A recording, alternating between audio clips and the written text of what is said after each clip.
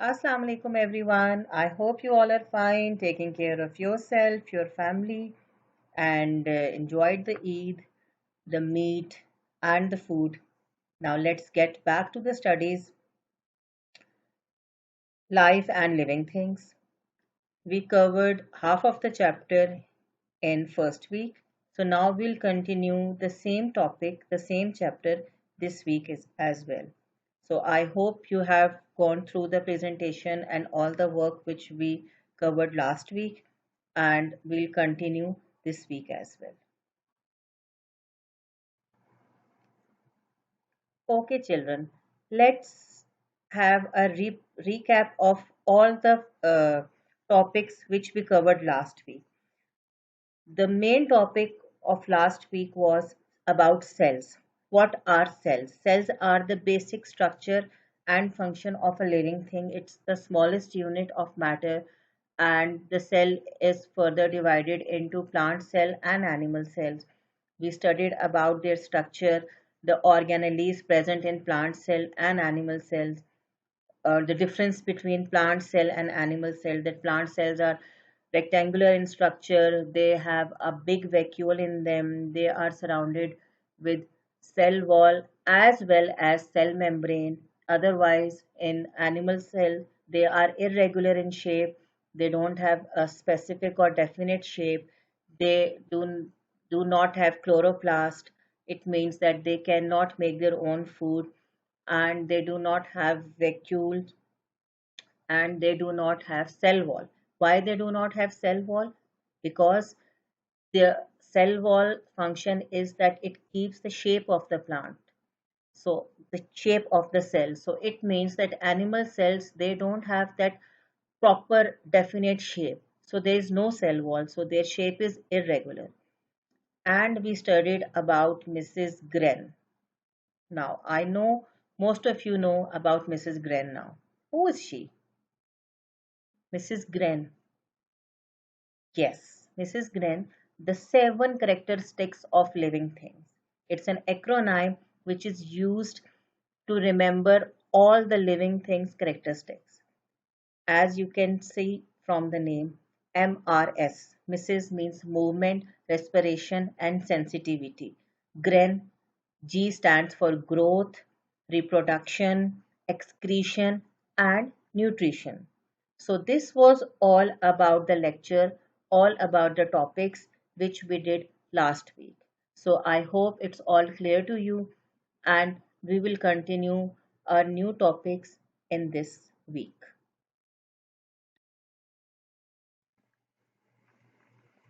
Okay, children. Now, as we all know about cells, that cells are the basic and structural unit of living thing, we will learn about special cells and special jobs. Now, first of all, you must be thinking that what are special cells? Why they are called as special cells? Some cells in multicellular organisms are modified to carry out a particular function, such as transporting certain substances to do a specific task. These cells are called specialized cells. It means the cells which can do a special function. There are at least 200 different cell types in our body. Some that we'll be needing to know best about: specialized blood cells, that we have blood cells in our body because we have blood, specialized nerve cells, and muscle cells. Like, as you know, like boys, they sometimes they say that how many body you have, how much muscles you have. So these are the muscle cells. Humans are complex organisms made up of trillions of cells, each with their own structure and specific function. Specialized cells have a specific role to perform.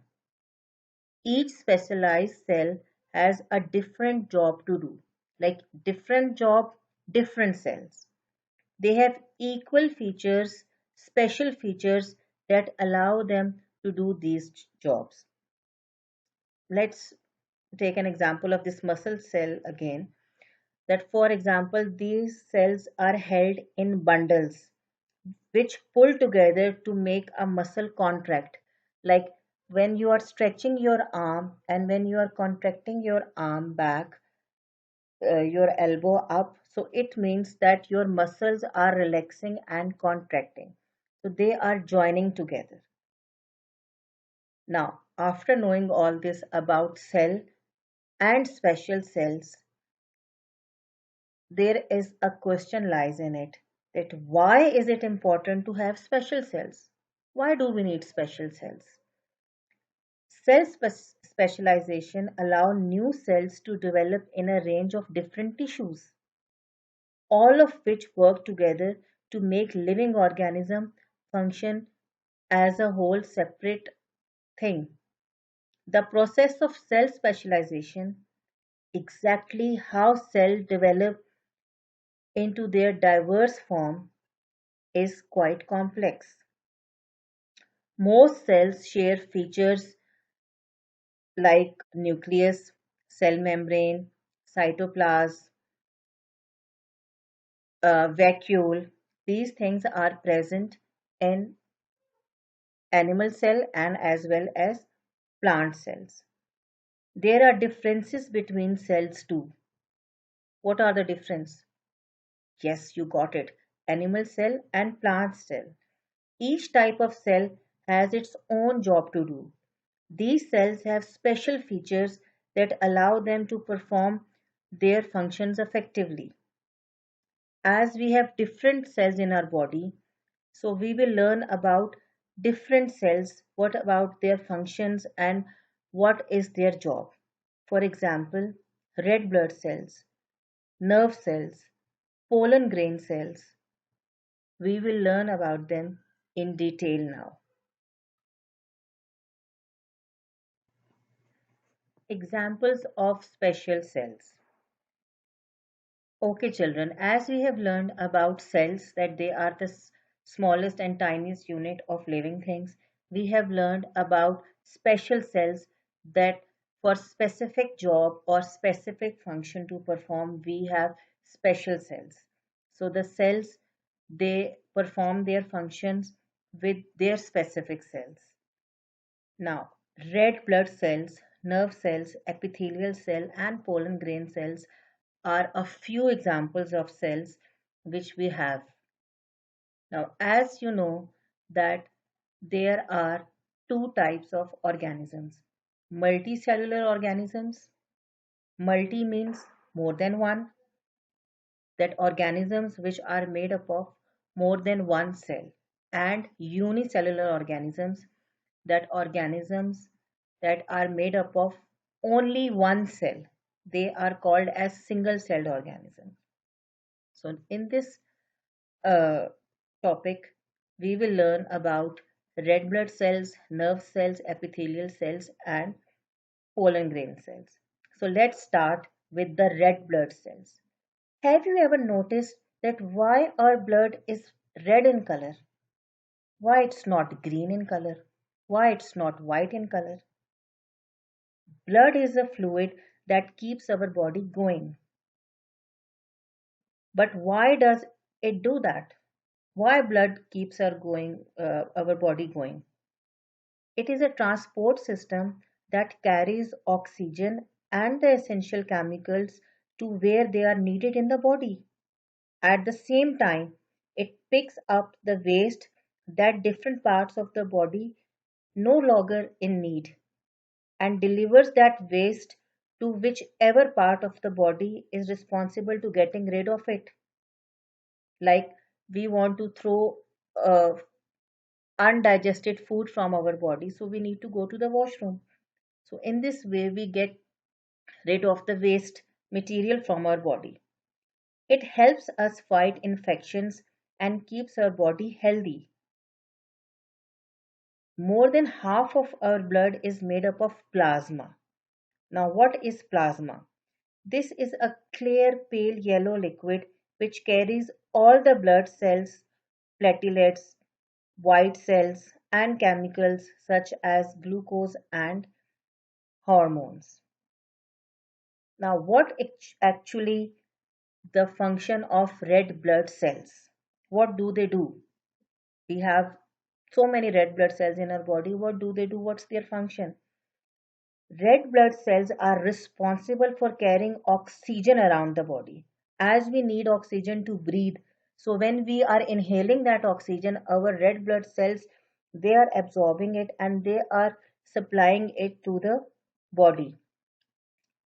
And red blood cells are collecting carbon dioxide and taking it back to the lungs where it can be breathed out. We take in oxygen, we give out carbon dioxide. You all know this. Now, there are millions of red blood cells in one small drop of blood. Now, we have liters of blood in our body. So, it means that 1 million of red bloods are there in small drop of blood. These cells are red because they hold a red colored chemical called hemoglobin. Now, I'm sure you all know about HB. His HB level is high, his HB level is low. What is that? What HB means? HB stands for hemoglobin. It means the red blood cells. This chemical, which contains iron, carries oxygen from the lungs all around the body and gets rid of the carbon dioxide that the body doesn't need by taking it back to the lungs. Red blood cells are being made all the time in the bone marrow inside many bones of the body. They live for about 4 months. They are broken up and much of the contents are used to make new blood cells. So this was all about red blood cells. Now we have nerve cells. From the word you can derive nerve cells are related to your nervous system. The nervous system is the highway along which your brain sends and receives information that what is happening in and around your body. This highway is made up of billions of nerve cells, neurons, which join together to make nerves. A nerve is a fiber that sends impulses or messages throughout the body. These fibers are covered by fatty substance and that help go uh, send message from the brain to the body or from the body to the brain. Nerve cells work by a mixture of chemical and electrical actions. These chemicals transmit nerve impulses from one nerve to another nerve or to muscle cells. It's bit like you are running around your house switching lights on one by one, you are switching the lights. It means that the nerve cells are transporting messages from one nerve cell to another nerve cell. I hope I'm clear to all you all about nerve cells. Now, epithelial cells. Epithelial cells is one of the four main types of tissue in the body of animals. It is made up of one or more layers of cells. Epithelial cells are made up of more than one layer of cells. So the outermost layer of epithelial cell is skin, and skin is a special type of epithelium. Like singularly we will say epithelium and plural cells we say epithelial cells. It has an important function that it forms a mechanical defense against infections. Like when we have some allergy or infection in our skin or on the skin, so these epithelial cells they repair it. Epithelial cells are found on the surface of the organs or many other parts of the body. One main function of epithelia is that it's moving fluid into or out of an organ, so it protects organs and carries the sense organs. So it means that it is used as a covering or a coverage of your skin cells. Now, last cells are pollen grain cells. Now, what are pollen grain cells and where they are located? Pollen grain cells are present inside the plants. As from the name, you can easily understand that pollen grains or pollination. Now, pollen is derived from the word pollination. What is pollination? Mean transferring of seed from one plant to another plant. Pollen is a fine powder produced by certain plants when they reproduce. During the spring, summer, and the fall seasons, it released into the air and picked up by the wind, which brings it to other plants to fertilize them. Pollen is the substance that causes plants to form seeds. New plants then can grow from these seeds. A grain of pollen is so tiny that it is the best view through microscope. Now, you all must know about microscope. We studied last week that what is a microscope and what it is used for. Microscope is an instrument or a device that is used to see tiny objects which are not clear, which are not visible through our naked eyes. Got it? Now, inside of these pollen grains are proteins that commonly cause allergic reactions.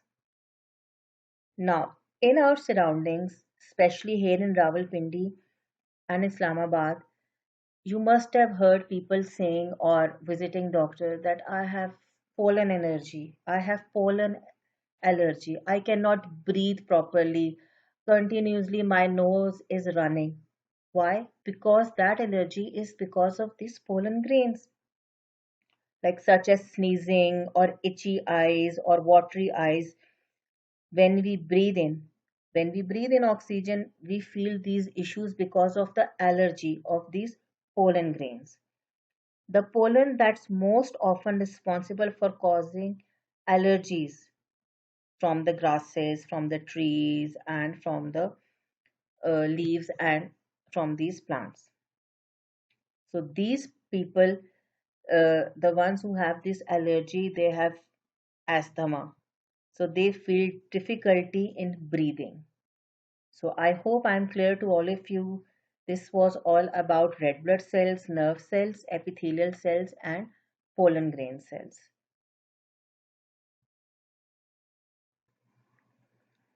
Levels of organization.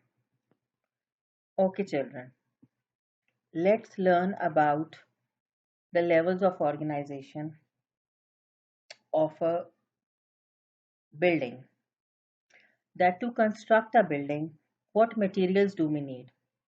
We need bricks, we need sand, we need cement, we need water, we need other materials like pipes and for sewerage things and for electricity things we need wires as well.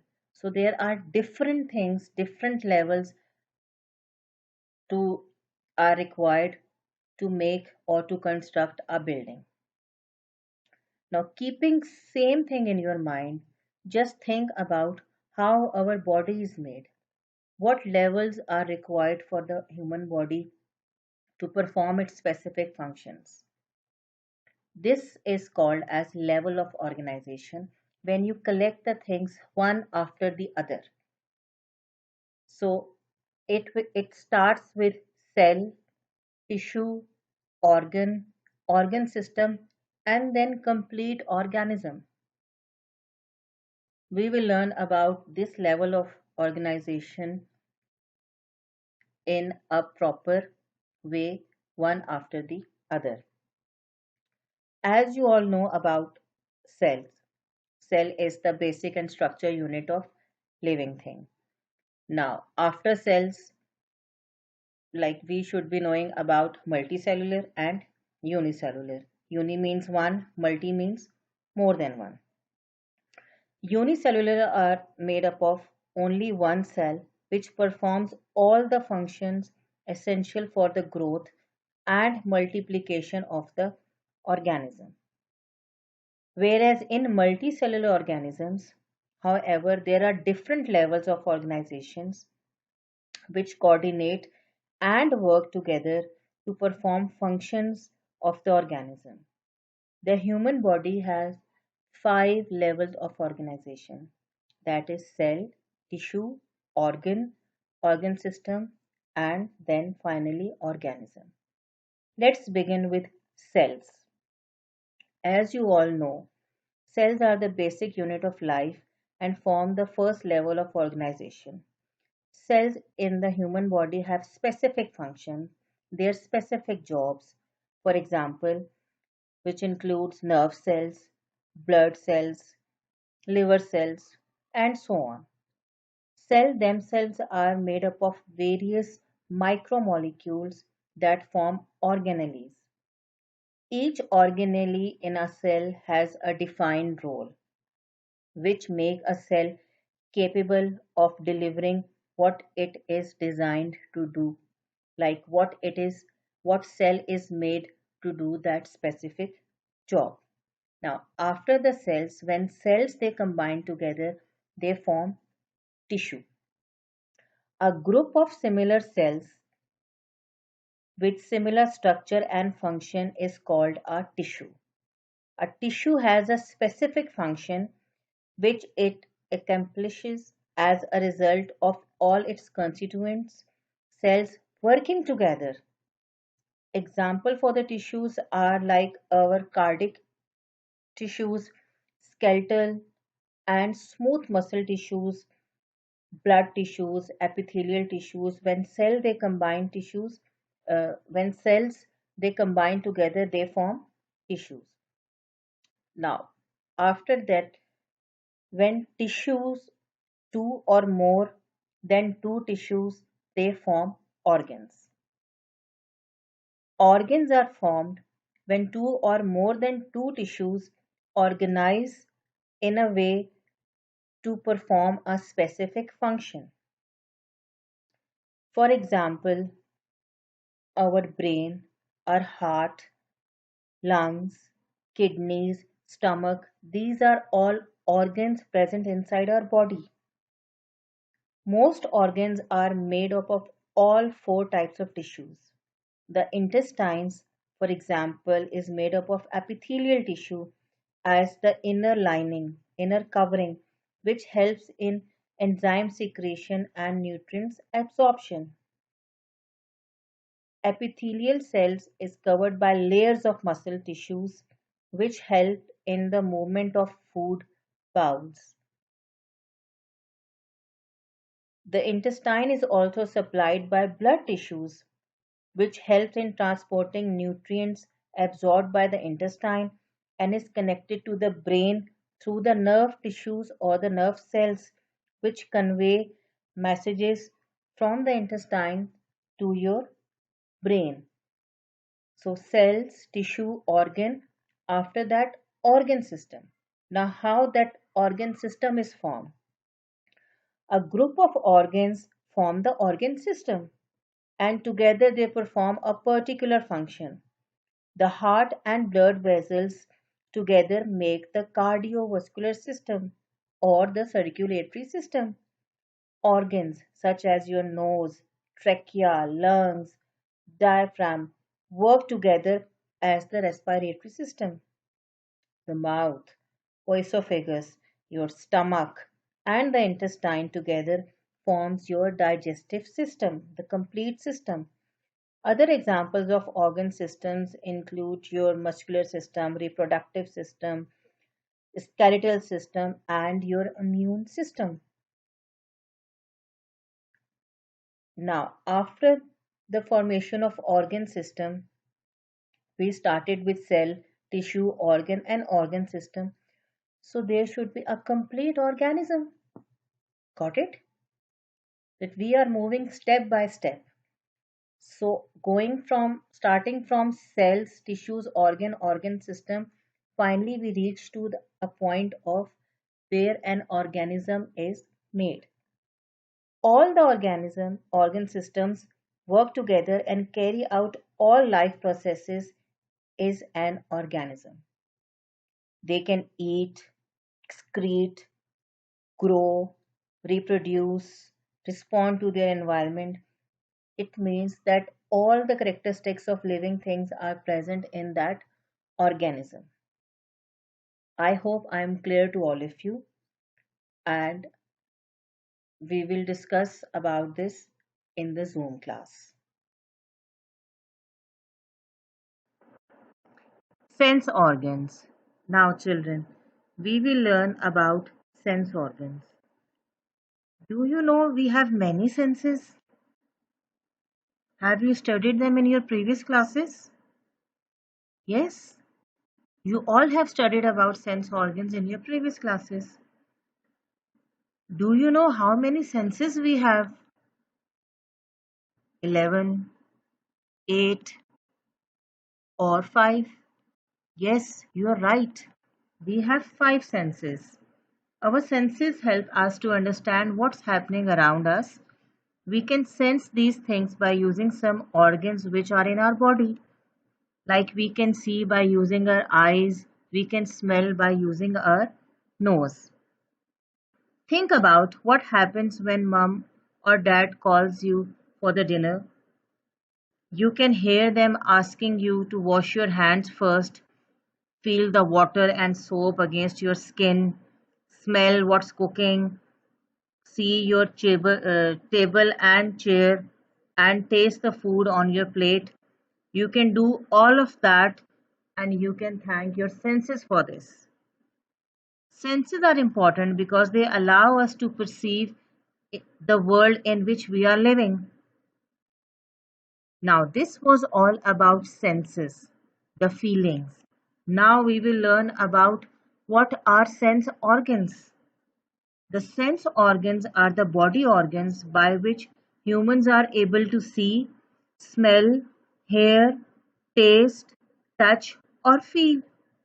The 5 senses are the eyes for seeing, nose for smelling, ears for hearing, tongue for tasting, and skin for touching. Our senses send messages through receptor cells to our brain using our nervous system to deliver that message. There are 4 kinds of taste receptors on your tongue. It is bitter when the food is bitter or something is bitter in taste. When something is sweet in taste, like cake, your candies, when some salty taste is there, like the slanty, the chips you eat, and sometimes a sour type of taste. Some parts of the skin are more sensitive than other. This is because they have more receptor cells. We taste food using both our senses of taste and smell. That we can smell the food as well and we can enjoy the taste as well. It's fun to experiment with your senses. For example, let's make a chart of what food tastes bitter, salty, sour, and sweet. If you cup your hand around your ears, you'll hear more things. Why? This is because you are helping your ear gather more sound, more vibrations. Not everyone is able to use all of their 5 senses.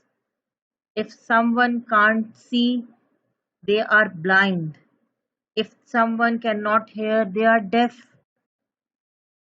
We can use all of our 5 senses at the same time without even realizing it.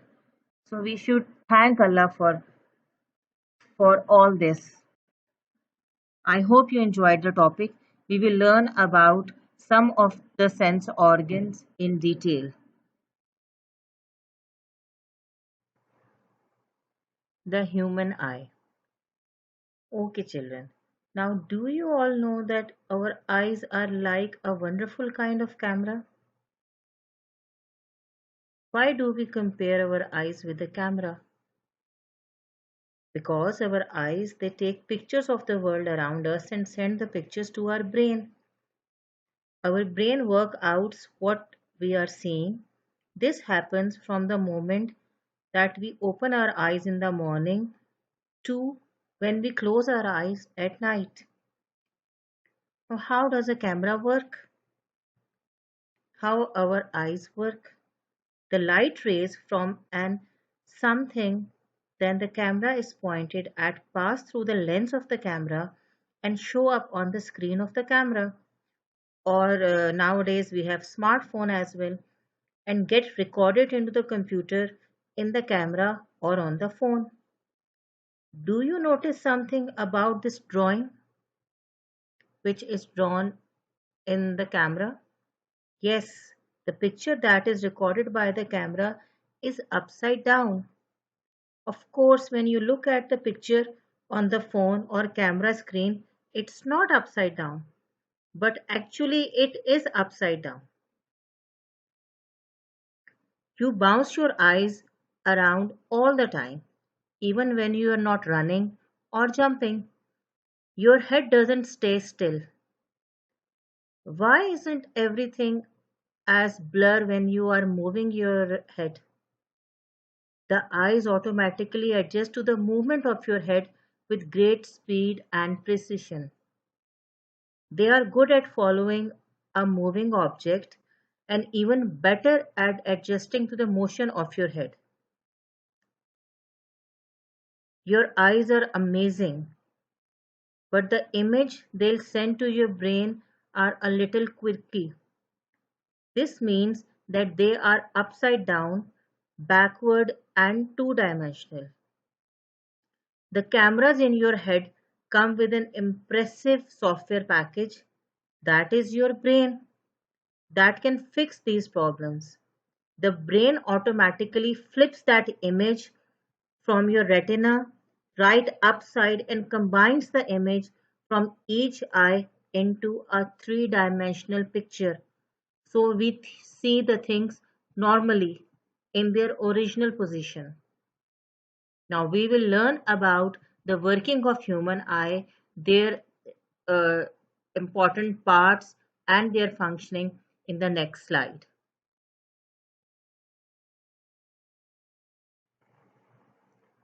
Working of eye. The eye captures and focuses light like a camera. Here is a step-by-step explanation of how the eye works to provide us with the vision. Light enters the eye through the cornea. So the cornea is a clear dome-shaped surface that covers the front of the eye. From the cornea, the light passes through the pupil. The amount of light passing through is regulated by the iris or the colored part of your eye. From there, the light then enters and hits the lens, the transparent structure inside your eye, which focuses light rays on the retina. Finally, it reaches the retina, the light-sensitive nerve layer that lines the back of the eye where the images appeared but inverted. The optic nerve carries signals of light, dark, and colors to the area of the brain, the visual cortex, which assembles the signals into your image. With normal vision, the cornea and the lens focus light directly onto the retina. Light rays entering the eyes are focused sharply on the retina and image you see is clear and bright. Now, which part of your body lets you read off the back of your cereal box? Or you can see a rainbow or a soft ball heading towards you. Yes, your eye let you see all these things.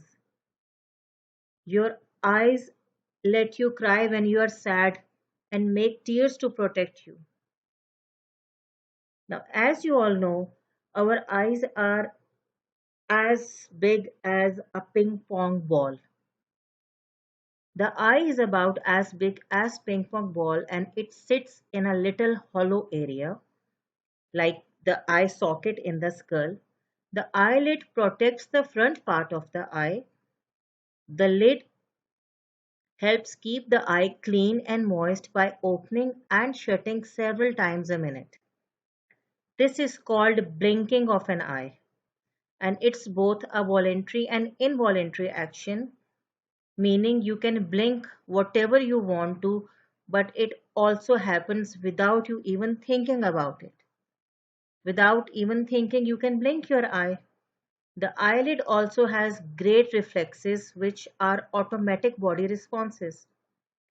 The white part of the eyeball is the sclera. The sclera is made of tough material and has the important job of covering the most of the eyeball. After that, the cornea. The cornea is a transparent dome sits in the front of the colored part of the eye. The cornea helps the eye focus as light makes its way through. It is the very important part of the eye, but we can hardly see it because it's made up of clear tissue. Now, iris is the colorful part of the eye. Behind the cornea, it's iris, the pupil, and the anterior chamber of the eye. The iris is the colorful part of the eye. When we say a person has blue eyes, we really mean that person has blue irises. The iris has muscles attached to it that change its shape. This allows the iris to control how much light goes through the pupil. Now, after iris, pupil comes. Now, what is pupil? The pupil is the black circle in the center of the iris, which is really an opening in the iris and it lets light enter the eye. Your black pupil may be small, but it has a very important job. They grow or shrink to allow the right amount of light to enter your eye so you can see. Just try this as an activity at home. Go into a windowless room, turn off the lights, and close the door as well. So there is just enough light to see through your pupil in your eyes in the mirror.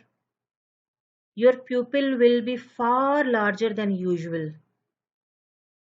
having grown to their maximum size to capture as much light as possible. Now, turn on the lights while still watching your pupil in the mirror. You will notice that the pupil will shrink to a small dot immediately. So its size will shrink, it will contract. So the anterior chamber is the space between the cornea and the iris. This space is filled with special transparent fluid that nourishes the eye and keeps it healthy. Now, after all this, how lens performs its function. These next parts are really cool, like lens and its action. But you can't see them with just your own eyes. Doctors use special microscopes to look at these inner parts of your eye, such as lens. After light entering the pupil, it hits the lens. The lens sits behind the iris and is clear and colorless. The lens job is to focus light rays on the back of the eyeball, and this part is called as retina, where image is formed. The lens work much like the lens of a more powerful projector at the movies. Next time you sit in the theater or in a dark room looking at the TV, look behind you at the stream of light coming from the projection.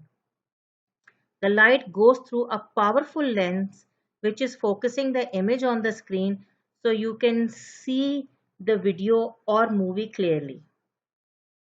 In the eye's case, however, the film screen is your retina where the image is formed. So we can say image is formed on the retina. Your retina is in the very back of your eye. It holds millions of cells that are sensitive to light.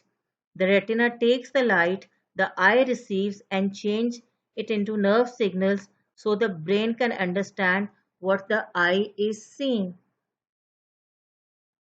Now, how the lens changes its shape. There is a process called accommodation in which the lens changes its shape.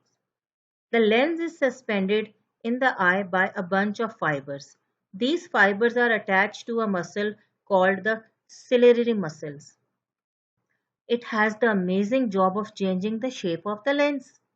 That's right, the lens actually changes the shape right inside your eye.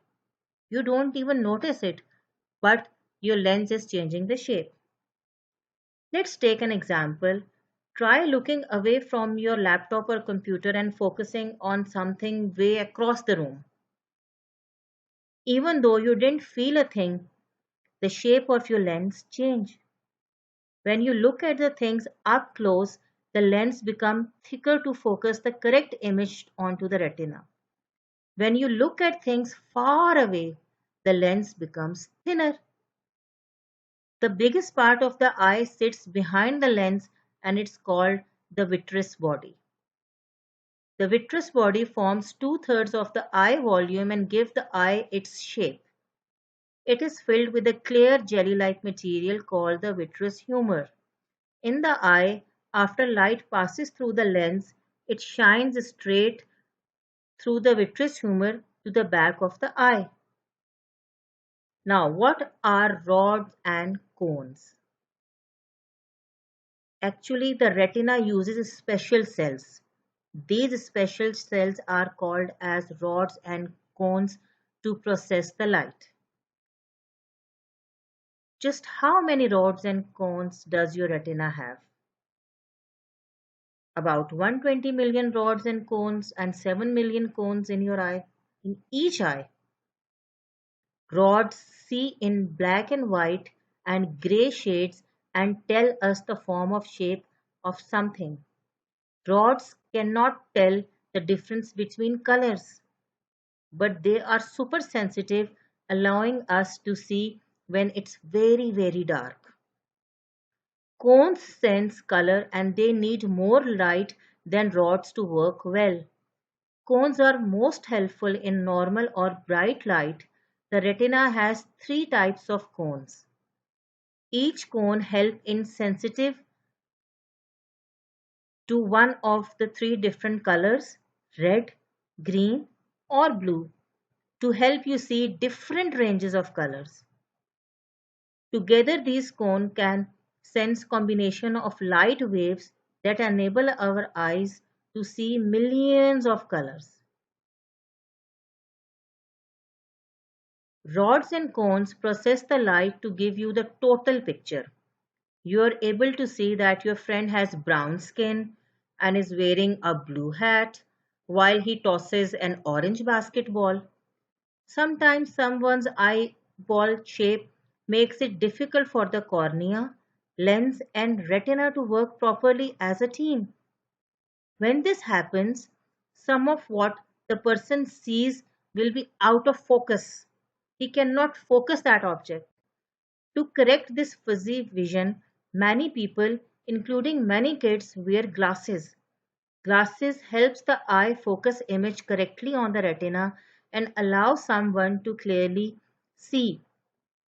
As adults get older, their eyes lose the ability to focus well and they often need glasses to see things up close or far away. Most older people, like your grandparents, they probably wear glasses. Now, after the formation of the image moves towards the brain. Now, think of the optic nerve as the great messenger in the back of your eye. The rods and cones of the retina change the colors and shapes you see into millions of nerve messages. Then the optic nerve carries those messages from the eye to the brain. The optic nerve serves as a high-speed telephone line that connecting the eye to the brain. When you see an image, your eye like a telephone, your brains with a report.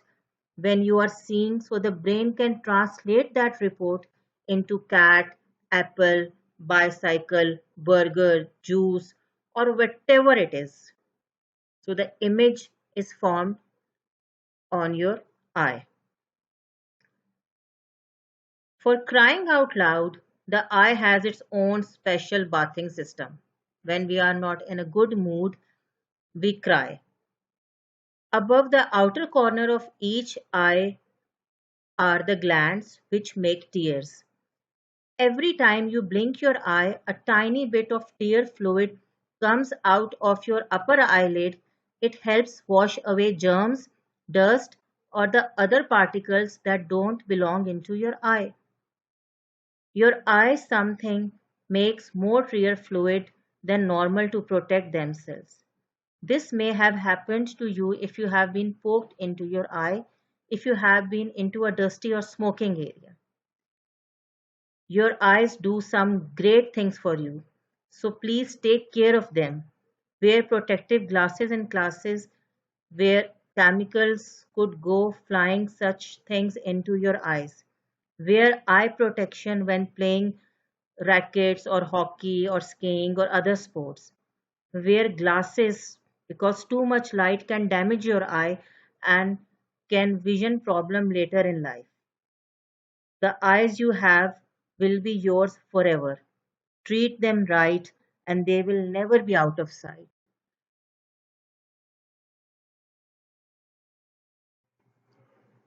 Human ear.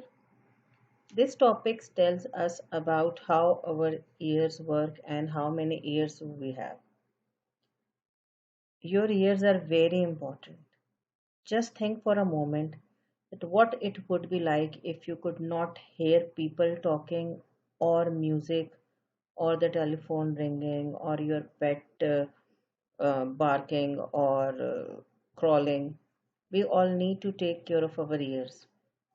So today we will learn about human ears. First of all, we will learn about some special words which are used as a terminology in human ears. What are these special words? These are vibration, conductive, noise, cochlea, auditory, sensory, eustachian, like this eustachian tube. It is the parts of the ear I'm telling you. Ossicles, like antibiotics.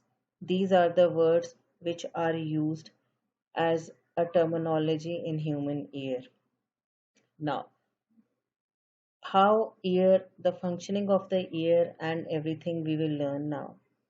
Our senses help us to make sense of the world around us. Now, what does it mean? We have already learned about human senses that we have sense organs. Hearing helps us to learn how to speak, to understand, to communicate with others, to enjoy listening to the sounds that we like to hear, such as music and birds singing and these kinds of sounds. That when you can listen to someone, then you will be able to reply him or her back. So it's a two-way communication. Not being able to hear sound at all or having difficulty hearing someone or most sound is called hearing impairment or hearing loss. There are some people those cannot listen. It is hard for people who do not have hearing problems to understand what it is like for those people who do have problems. So, some people hear people talking and other noises in their environment clearly. So, it means they have normal hearing senses. Some people hear only loud sounds, like when your ears are blocked or when you have cold. So it means that there is some wax or something in your ear you cannot hear it properly. Some can only hear some parts of the words, such as like this, a bit like listening to the radio when it is not tuned properly. It means that in the broken parts. Some people hear people talking and other noises, Some people cannot hear at all because their hearing system is badly damaged or it has never worked since they were born. There are different levels of hearing loss. Hearing loss is usually described as mild, moderate, or severity. Hearing loss can be in one ear as well or in both ears as well. So this is all about human ears, that about hearing, your process of hearing. Like sometimes we have wax that is blocked our ear canal. Sometimes something is stuck in our ear. We are unable to listen. So we will learn about the anatomy of human ear, that how human ear works. We have different parts in the next slide.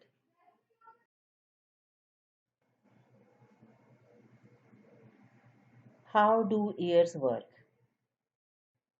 Now, children, sounds are everywhere around you, and you have two cool parts on your body that let you hear them all. These cool parts are your these ears on your both sides of your head. What are ears and what do they do? The ear is made up of three different sections that work together to collect sounds and then send them to the brain, the outer ear, the middle ear, and the inner ear. First of all, let's start with the outer ear. That means that the collecting sounds. So the outer ear collect the sounds. The outer ear is made up of pinna and the ear canal. The pinna is the part of the ear you can see on the side of your head. It's made up of tough cartilage covered by skin. Its main job is to gather sounds and funnel them to the ear canal, which is the pathway which makes earwax.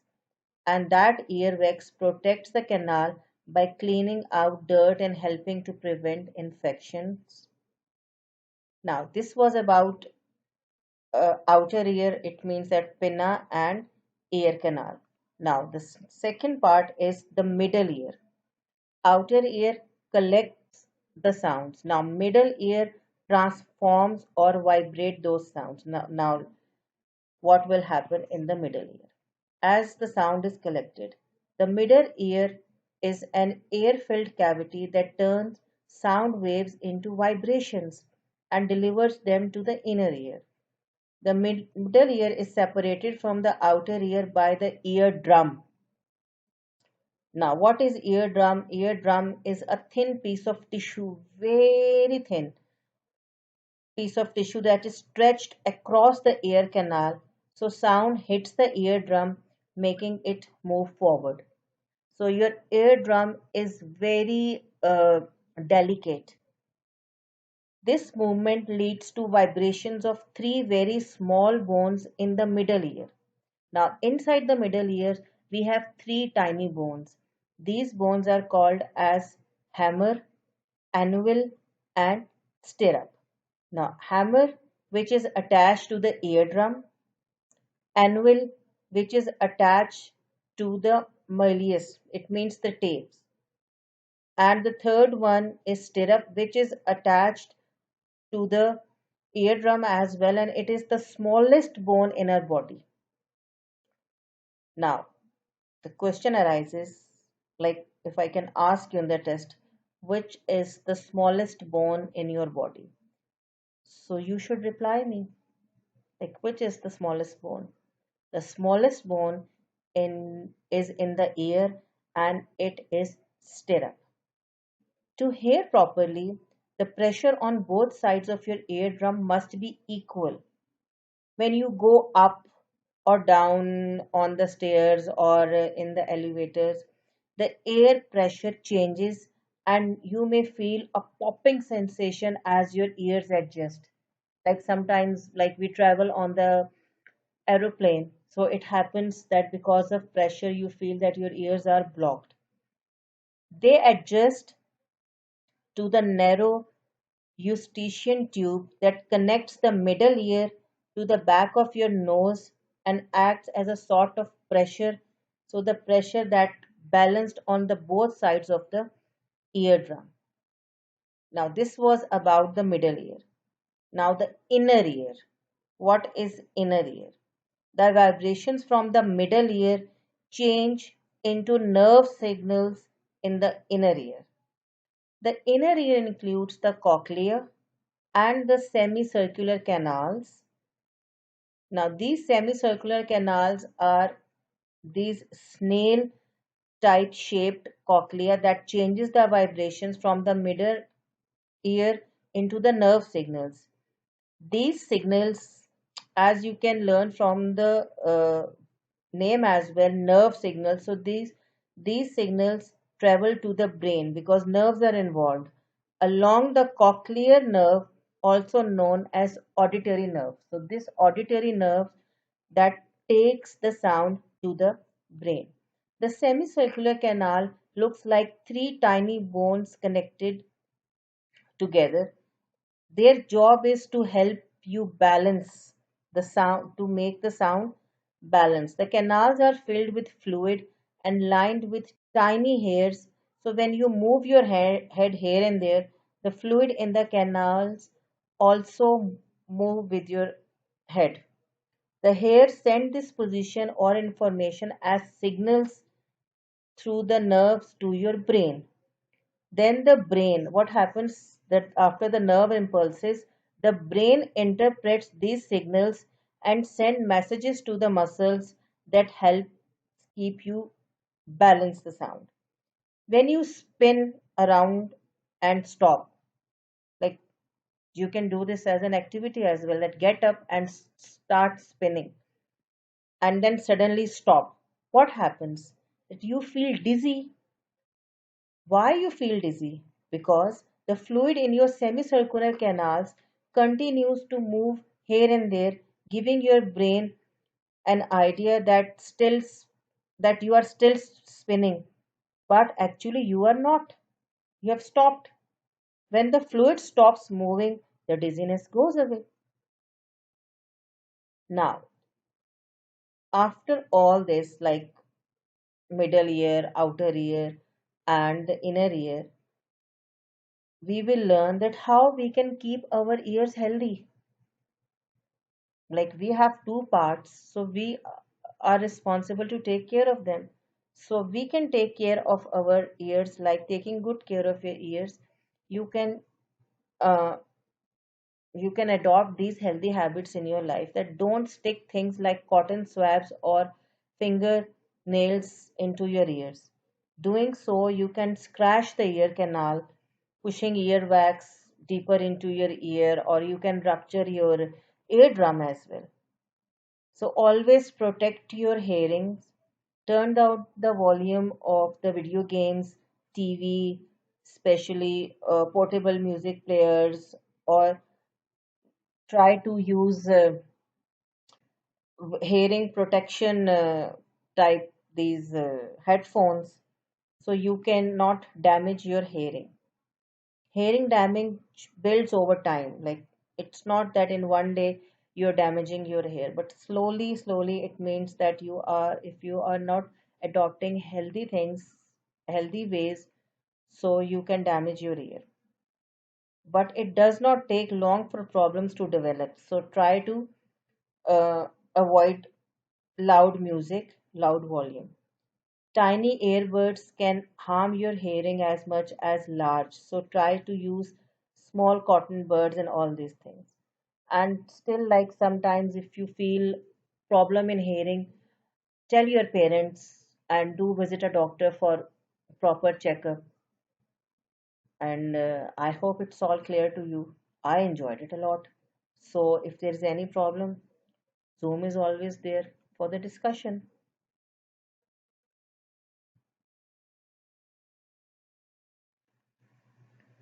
Okay, my dear children. Now, at the end, there are some tasks to do as an homework. So, try to attempt it as early as possible on your workbook, and the labeling and drawing of your eye. So, you can take an image of that human eye, draw on a piece of paper, and send it into the Google Classroom. And inshallah, next week we'll start a new chapter. And I hope you have enjoyed this chapter. And wherever you have any problem, any queries, I'm always available on Google Classroom and in Zoom Classroom as well. Have a nice day. Allah Hafiz.